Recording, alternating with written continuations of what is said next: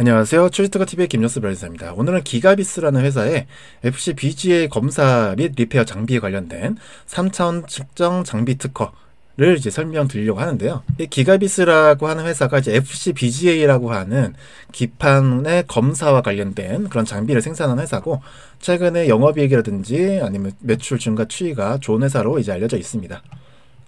그래서 FCBGA라고 하면은 그 주로 서버나 노트북 칩 같이 좀 큰 기판을 만드는 걸 얘기하고요. 그 FC-CSP 같은 경우에는 이제 스마트폰에 들어간 작은 칩인데, 여기 같은 경우에는 기판과 칩 크기가 거의 비슷한 거에 비해서 여긴 칩 크기보다 훨씬 크게 만들어지고, 그다음에 선폭도 8마이크로미터 정도로 FC-CSP보다 굉장히 작은 선폭을 가져야 되기 때문에 높은 기술력을 가져야 된다고 합니다. 그리고 이제 층수도 밑에서 설명드리겠지만 굉장히 높은 층수로 만들어야 되는 기판이기 때문에 기술적 난이도가 있고, 거기에 따라서 수율도 낮아지고 그렇기 때문에 굉장히 검사를 잘 하고, 그다음에 검사에 의해서 오점이 있으면은, 결함이 있으면 그걸 수리를 하는 거가 그 회사 입장에서, 기판 회사들 입장에서 빠르게 수율을 올릴 수 있는 가장 중요한 방법이다라고 이렇게 알려져 있기 때문에, 그래서 기가비스의 장비가 좀 중요한 편이다라고 우리가 볼 수가 있겠습니다. 그래서 이건 TSMC에서 COWS라고 하는 그런 기판 패키징 그런 기술을 설명한 그런 내용들인데요. 그러니까 여기서 말하는 FCBGA 같은 경우에는 가장 밑단에 들어가는 요 서브스트랙트 기판을 생산하는 걸 얘기하고, 이 AI라든지 아니면 그 서버라든지 이런 것들에 대한 수요가 증가함에 따라서 이러한 복잡한 구성의 이러한 반도체들이 많이 생산량이 요구될 텐데, 그에 따라서 FCBGA 같은 고급 기판들의 생산량도 증가할 거다라는 식의 예상이 있습니다. 그래서 최근에 엔비디아에서 이제 AI GPU가 굉장히 핫하죠. 그래서 AI GPU는 TSMC의 COWS 기술을 이존 중이다라고 하면서 여기서 사용되는 FCBGA에 대한 관심도 현재 시장에서 커진 상태라고 하고요. 그래서 이렇게 여기 보시면 FCBGA 같은 경우에는 회로 선폭이 2026년경에 4 내지 7 마이크로미터 수준으로 축소될 전망이다라고 되어 있는데, 그러니까 아까 8 마이크로 미터 정도의 그 선폭에서 이렇게 선폭이 계속 작아지고 있잖아요. 선폭이 계속 작아지다 보니까 이걸 만들기도 힘들고, 그 다음에 수율도 굉장히 안 나올 가능성이 크기 때문에 이걸 리페어해주고 검사해준 장비의 중요성도 커질 거다라는 예상이 있습니다. 그 현재 엔비디아의 AI용 그 GPU 같은 경우에는 그 FCBGA를 현재 EB된 거를 쓰고 있다고 하고요. 향후에 이제 유니마이크론이랑 삼성전기 등도 추가될 가능성이 있다라고 하네요. 그래서 그 통상적으로 FCBGA를 만드는 그런 과정을 이렇게 좀 갖고 와봤는데요. 여기 층층이 쌓아 올리는 과정이 이렇게 있습니다. 그러니까 여기 한 층을 만들기 위해서 이러한 뭐 ABF 필름을 얹고, 그 다음에 BR을 뚫고 구리시드 막을 만들고 막 이러한 공정들이 있잖아요. 이걸 한 층을 만들 때 이런 공정을 겪는데, 그 한 층 만들고 또 다시 반복해서 두 번째 층 만들고 이러면서 막 20층까지 만들고 이러는 거예요. FCBGA를 만들 때. 이럴 때 한 층 한 층 만들 때마다 이러한 검사 장비를 통해서 이 구리가 제대로 형성이 되어 있는지 등을 파악을 할 수 있게끔 한다라는 거죠. 그래서 FCBGA 구조를 보면은 여기 이런 전기 통로가 형성되어 있는 이러한 부분들이 있죠. 그리고 여기 가운데 여기 비하가 형성되어 있는 거고, 그래서 여기 이런 층층을 쌓아 올릴 때에 여기를 검사하는 부분을 이제 기가비스에서 만들었다고 하는 거고요. 그다음에 비하 쪽을 검사하는 장비도 지금 만들고 있다고 하네요. 그래서 기가비스의 이런 IR 차이를 보면은 그런 내용들이 언급되어 있습니다.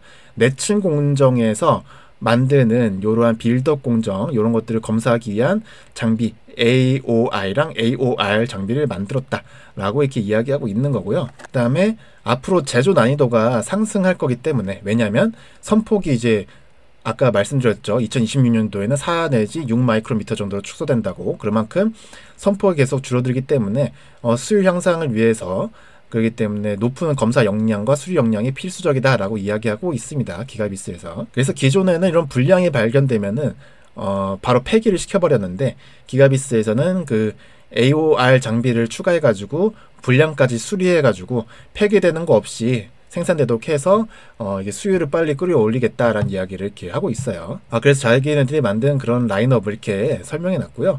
AOIR 같은 경우에는 검사 장비겠죠.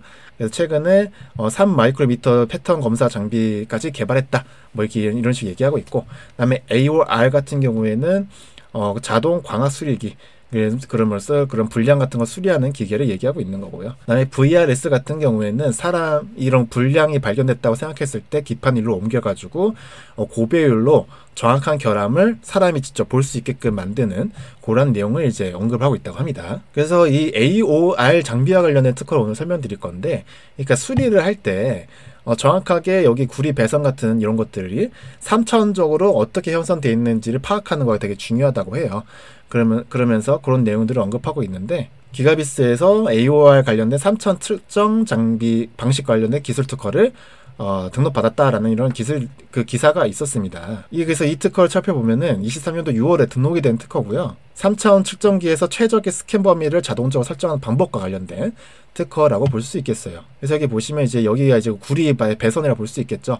그래서 정확하게 측정하면 이렇게 측정하면 되는데, 이 스캔할 때 초점이 잘 맞지 않으면은 이런 식으로 측정된다는 거예요. 이렇게 비와 같은 부분에, 여기는 원래 골짜기가 있어야 되는 부분인데 잘못 측정하면은 이렇게 골짜기가 아니라 막 튀어나와 있게끔 그렇게 측정이 되더라. 3차원 측정이. 그래서 이렇게 되면은 굉장히 큰 오류를 발생할 수 있기 때문에 수리할 때 굉장히 이렇게 측정되면 수리할 때 곤란해진다. 뭐 이런 식으로 얘기하고 있는 거고요. 그래서 여기서도 초점의 변화에 의해서 Z축 스캔 범위가 달라짐에 따라서 이런 오류가 발생할 수 있다.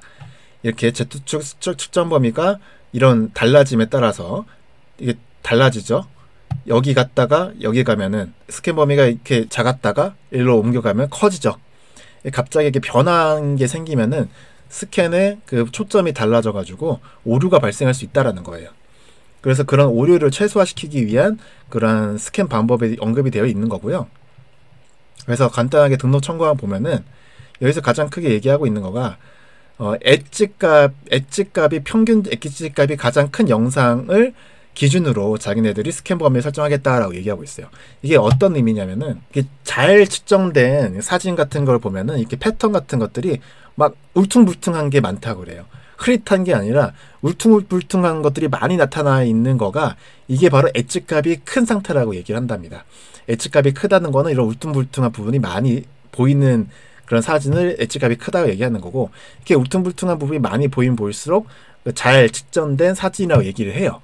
그렇기 때문에 여기서 측정한 사진에서 엣지값이 큰 것들을 기준으로 사진들을 모아가지고 그 사진들이 올바른 사진이라는 가정하에 그거를 이제 기준으로 쓰겠다라는 이야기를 이렇게 하고 있는 겁니다. 그럼으로써 그 엣지값이 큰 사진을 모아서 그거를 통해서 이렇게 데이터 계산에 활용함으로써 측정 오류 없이 정확한 3차원 데이터를 얻을 수 있게끔 하겠다 라고 얘기하고 있는 거고요. 그래서 패턴이 잘못 측정되는 문제를 방지할 수 있다. 그러면서 AOR 장비에서 패턴이 잘못 측정돼가지고 수리를 잘못하는 그런 문제를 발생하지 않도록 하겠다라는 이야기를 하고 있습니다.